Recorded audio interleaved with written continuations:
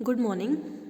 Next article is the axis of two given ranches intersect at right angle. हमारे पास दो अब की बार ranches हैं और दोनों आपस में right angle पे अगर हमारे पास intersect कर रही हैं.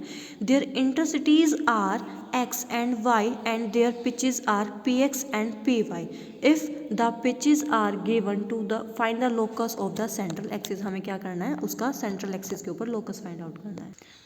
हाँ जी, पहले ये दोनों वर्ड्स क्लियर करते हैं. हमारे पास पिच और रेंचेस हमने लास्ट आर्टिकल में भी किए थे, बट एक बार दोबारा बता रही हूँ. पेज नंबर 9.9 पे देखो डेफिनेशन है.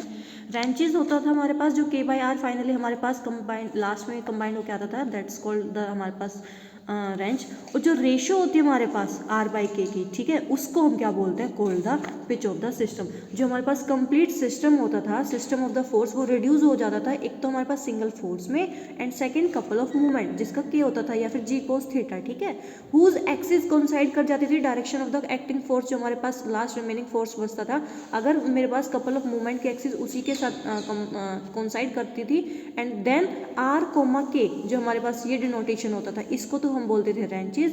एंड जो रेशो होती है मेरे पास k/r is called the pitch of the system. इसको हम अपना क्या बोलते थे, पिच बोलते थे. ओके, हाँ जी, let start now.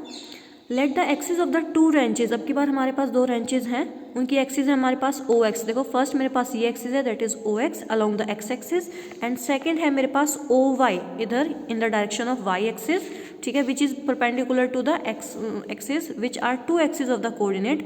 Late R be the resultant of the force X and Y. अब जो मेरे पास दो फोर्स हैं, X along O X and Y along O Y, इनका मैंने आर क्या लिया, रिजल्टेंट फोर्स लिया. और वो रिजल्टेंट फोर्स अलोंग कहाँ पर लाई करेगा, ओ ए, ये इस डायरेक्शन में ओ ए के अलोंग में, ठीक है. तो यहाँ पर हम ऐसे ड्रॉ कर लेंगे, हमारे पास यहाँ पर क्या है, R resultant force. Incline at an angle theta to O X. ये जो हमारे पास रिजल्टेंट है वो इस एक्स एक्सिस के अलोंग किस इंक्लिनेशन एंगल पर है, थीटा इंक्लिनेशन पर है, ठीक है.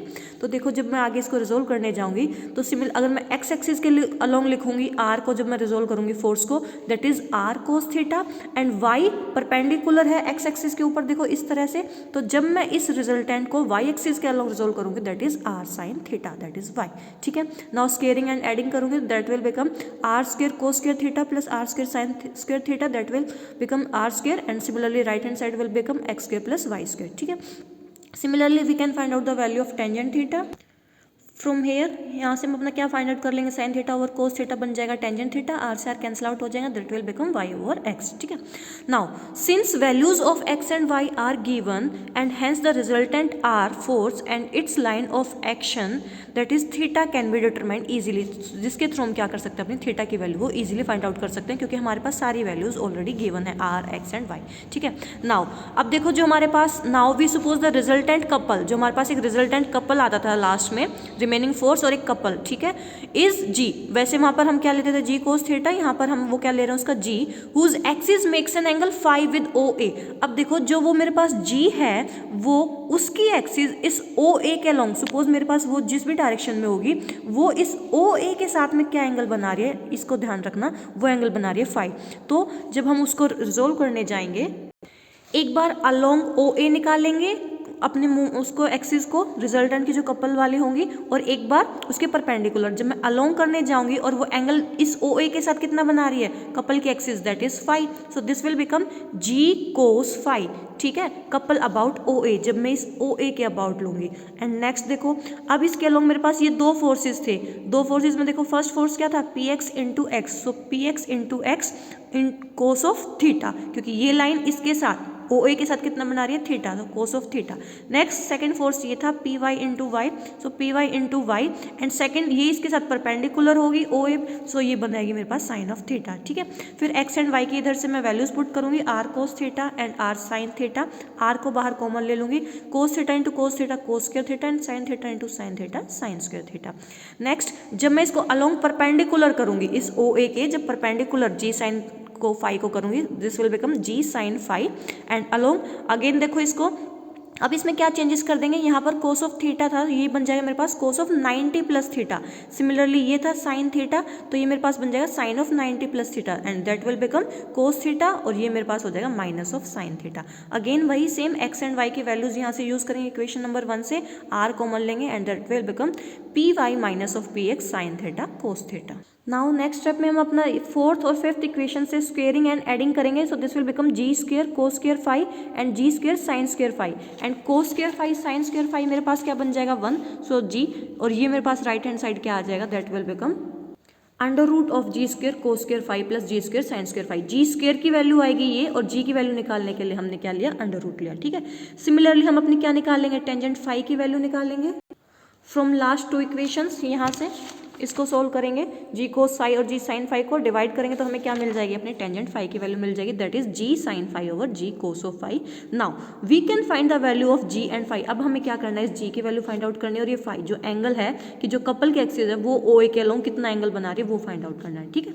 Thus we have a single force R at O along O A and एक कपल, हमारे पास एक तो सिंगल फोर्स बचा है और एक कपल बचा है जी, whose axis passes through O and these are equivalent to the wrenches. और वो किस किस के इक्विवेलेंट है, देखो R कोमा K होता था और K की वैल्यू हम क्या लेके चल रहे हैं, G cos ऑफ फाइव, क्योंकि अब की बार cos फाइव एंगल बना रहा है मेरे पास उस O ही के अलोंग. ठीक है.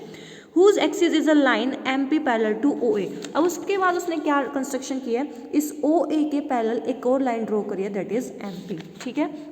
whose axis is line MP parallel to OA such that OM such that कि अगर वो मैं उसको शिफ्ट करूँगी तो देखो OM is equals to G sine five over R. ये मेरे पास कहाँ आया है, पेज नंबर 9.16 में आओ, जो हमने आर्टिकल किया था पेज नंबर 9.110. इस पर देखो, जब हमने क्या बोला था कि जो हमारे पास ये जी कोस ऑफ थीटा इसी लाइन के ऊपर जो रिमेनिंग फोर्स है उसके ऊपर जब कोइंसाइड कर जाते देन हमारे पास उस केस में OO1 जो ये डिस्टेंस था ये कितना बचता था, ये मेरे पास आया था जी sine theta over R. Similarly इसी आर्टिकल का यूज़ करके हमने अपनी ये वैल्यू वहाँ यूज़ करी, that is G sine five over R. ठीक है. ये सेम वैल्यू हमने आर्टिकल नंबर चैप्टर नंबर 9 से यूज़ की है, दैट इज. और जी साइन फाइव हमने अभी अभी पीछे वैल्यू निकाली थी जी साइन फाइव, ये इधर यहाँ से इक्वेशन नंबर 5 से मैंने ये वैल्यू पुट की ओवर आर. ठीक है. नेक्स्ट स्टेप में हमने क्या किया, आर से आर को कैंसिल आउट किया, ये हमारे पास टर्म आ गई ओ एम की. Now this givens position of the central axis, ये हमें क्या देगी, सेंट्रल एक्सिस की पोजीशन. सेकंड चीज हमने निकालनी है pitch, that is P G cos five over R. देखो वो क्या होता था, पी पिच क्या होता था, रेशियो होता था के और आर का, दैट इज के ओवर आर. और के की वैल्यू इधर हम क्या लेके चल रहे हैं, G cos of five. So G cos of five over R, G cos of five की वैल्यू पुट की ओवर आर, आर से आर कैंसिल आउट किया, ये हमारे पास रिमेनिंग टर्म बचेगी. उसके बाद देखो अब हम क्या कर रहे हैं, now consider the point P on MP.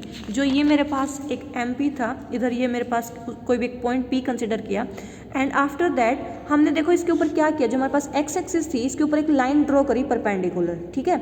ये परपेंडिकुलर लाइन ड्रॉ करी, देन इधर से देखो अगर मेरे को वैल्यू निकालनी है टेंजेंट थीटा की तो ये मेरे पास इस लाइन के ऊपर एंगल बन रहा है तो ये मेरे पास बेस हो जाएगा, ये परपेंडिकुलर हो जाएगा और ये मेरे पास क्या हो जाएगी, उसकी हाइपोटेन्यूज. तो वही ये ट्रायंगल यहाँ पर कंस्ट्रक्ट की हुई है, ये बेस, ये परपेंडिकुलर और ये हाइपोटेन्यूज. ठीक है. यहाँ से हम पाइथागोरस थ्योरम से अपनी ये वैल्यू निकाल सकते हैं.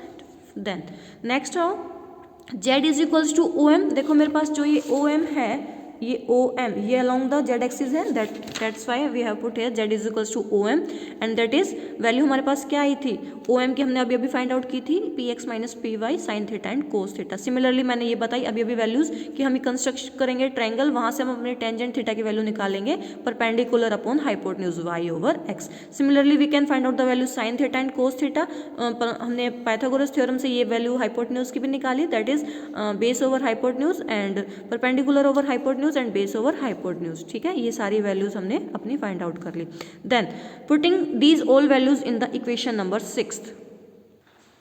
This is our equation number 6. यहाँ पर हमें साइन थीटा और कोस थीटा की वैल्यू नीडेड थी, that's why we find the values of sine theta and cos theta. दोनों वैल्यूज को हमने इधर पुट किया. So this will become Z is equals to P Y minus P X into X Y over x square plus Y square. ठीक है. तो ये हमारे पास कंप्लीट किया गया Z एक्सिस की value. Therefore MP lies on the surface. तो यहाँ से हमने अपनी ये वैल्यूज को क्रॉस मल्टीप्लाई करके निकाल लिया.